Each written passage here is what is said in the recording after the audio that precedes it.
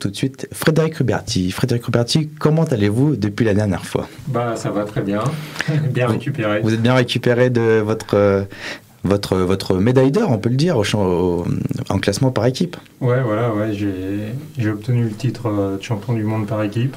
Et bon, ça va, j'ai bien récupéré, j'ai pas trop de séquelles. On va parler aujourd'hui de votre course, de votre projet avec votre fils. Audrey, c'est à vous. On continue ce journal donc avec Matteo Ruberti qui a 13 ans et qui est le fils du marathonien Curcio Frédéric Ruberti. Matteo est donc en train de réaliser un triathlon et l'ascension du mont Ventoux. Frédéric Ruberti, expliquez-nous le projet de votre fils.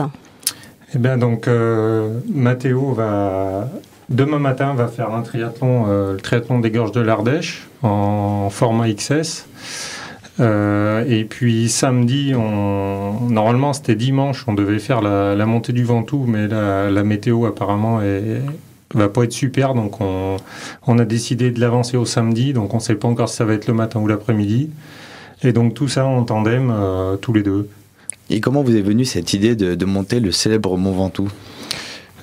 Parce que Matteo l'a déjà monté une fois en vélo, justement. Et cette année, il m'a accompagné pour une cyclo-sportive, le Grand Fondon du Mont Ventoux. Et c'est sur sa demande, il voulait le remonter une fois. Donc, on a décidé de le refaire. Qu'est-ce que le sport apporte à Matteo ? Ça lui apporte beaucoup. Puisque, déjà, ça lui permet malgré son handicap, de se remettre au même niveau que ses copains. Ils partagent les mêmes choses et puis ça l'ouvre aux autres personnes. C'est vraiment bénéfique pour lui depuis qu'il a découvert le tandem, il s'épanouit vraiment. Et est-ce qu'on peut parler, au vu de son handicap, d'exploit de ses performances ? Est-ce que c'est un exploit ? Un exploit, je ne sais pas si on peut dire un exploit, mais pour lui c'est une grosse victoire puisque... De par son handicap, il a beaucoup de mal sur la concentration. Donc, réussir à rester concentré pendant 2 heures, voire plus, pour monter le mont Ventoux, pour lui, c'est déjà un gros exploit, oui. Comment un tel projet se prépare-t-il ? Sans pression spéciale, seulement en roulant, en faisant des sorties. Nous, on ne se prend pas la tête, il n'y a pas de chrono au bout, il n'y a rien. Le tout, c'est toujours de le faire en faisant en sorte que Matteo se fasse plaisir. Donc, que ça soit en 2 heures ou en 3 heures, le but, c'est seulement de monter en haut. Et justement, Matteo, on devait faire le Grand Fondon du Ventoux ensemble. Et comme il n'a pas encore 18 ans, la fédération nous a barré l'engagement. Donc, c'est les organisateurs du Grand Fondon qui lui organisent une journée spéciale pour lui.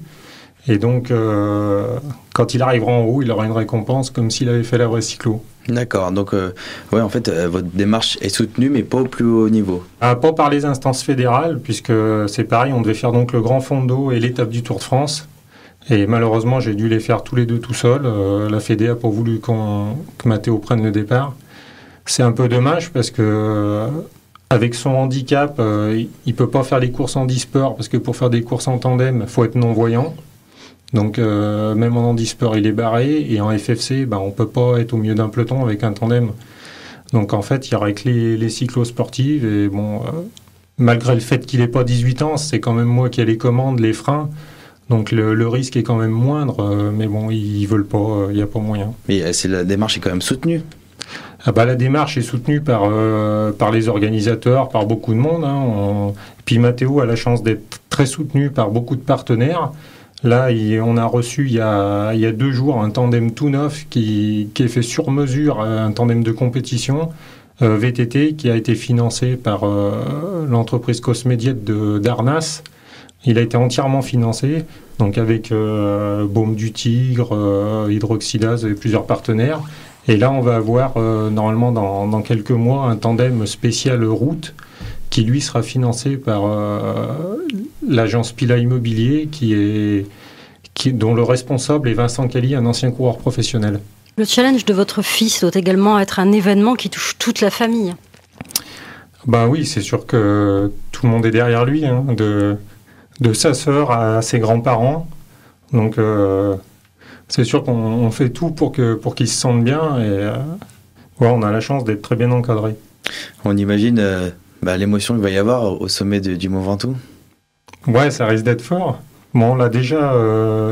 Donc demain, j'ai eu TF1, donc c'est sûr que demain, le reportage qui a été tourné vendredi à notre domicile avec l'école de cyclisme de Cours, c'est sûr qu'il va passer demain au journal de 13h sur TF1. Et bon, les journalistes qui sont venus m'ont dit tout à l'heure qu'apparemment ça a fait donc sensation au sein de la rédaction. Ouais, voilà. Donc je pense qu'il va y avoir un très beau reportage. Je présume que Mathéo baigne dans le sport depuis tout petit, mais à quel âge a-t-il commencé ? Mathéo avait commencé en école de vélo, donc à Cours à l'âge de 6 ans. Donc au début, il a appris à faire du vélo tout seul. Donc tant que c'était des jeux d'adresse, des quilles, des petits jeux comme ça, il arrivait à le faire tout seul. Après, ça s'est compliqué quand ses copains sont passés dans des catégories au-dessus et qu'il a fallu aller sur la route pour s'entraîner. Là, il n'arrivait plus à rester concentré longtemps, changer les vitesses. Donc c'était même dangereux avec les autres usagers de la route.